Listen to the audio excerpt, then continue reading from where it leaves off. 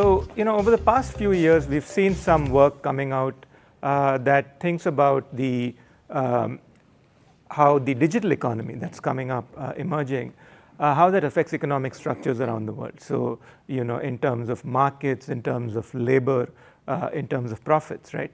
And one of the least theorized or the least understood parts of this is how these emerging digital economies interact with the large sort of informal workforces in the global south. So if you think about countries like India, Brazil, Vietnam, many other countries in the world, they're the sort of defining characteristic, the structural characteristic that defines these economies is how large a proportion of the workforce exists outside formal economic structures. These are characterized by low incomes, poor benefits, no pensions.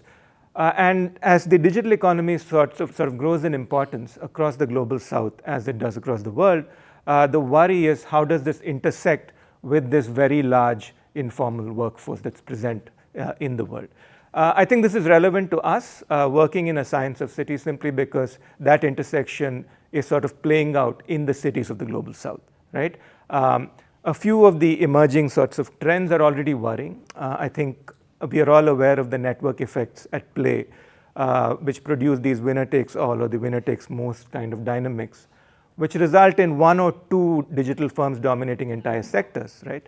And the flip side of that, if you think about the developing world, is that a lot of the informal workforce, that's already being poorly paid, is now already interacting with these digital platforms. And what is the nature of this interaction?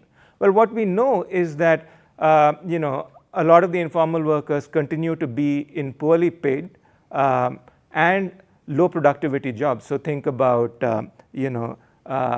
cab drivers or delivery partners or content moderators. These are jobs with little prospect for improved productivity. And what we also know is that digitalization is not providing a path to formalization. So they're not getting better job contracts or benefits, right? They just call gig workers or things like that. The fundamental reality of their existence remains unchanged, right?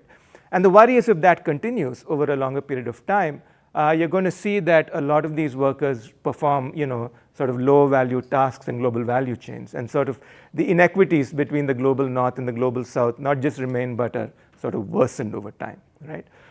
So for us, I think the question remains that in this intersection between digitalization and informality, what is happening in the cities of the global south? What are the kinds of economic patterns that we expect to see? How is inequality going to be affected? What are the kinds of spatial structures that we expect to see emerge over time? So for instance, one of the things that I've been thinking about is the fact that if this sort of informal sector workers continue in the directions that we see them continuing on, are we going to see distinct economic pathways as a structural feature of the economy? So for instance, we know that there's a scaling relationship where incomes scale superlinearly with the size of cities. Are we going to see two distinct scaling patterns, for instance, that digital sector formal workers going a certain way and informal workers going another way? How do things like digital public infrastructure, where the state sort of invests in and produces the public infrastructure in payments or online markets, as it's done in India and Brazil, how does that impact formalization patterns? How does that affect sort of the economic structures that emerge? So a number of questions exist at this intersection of informality and digitalization. And I think, it remains one of the most important questions for us in the science of cities. Thank you.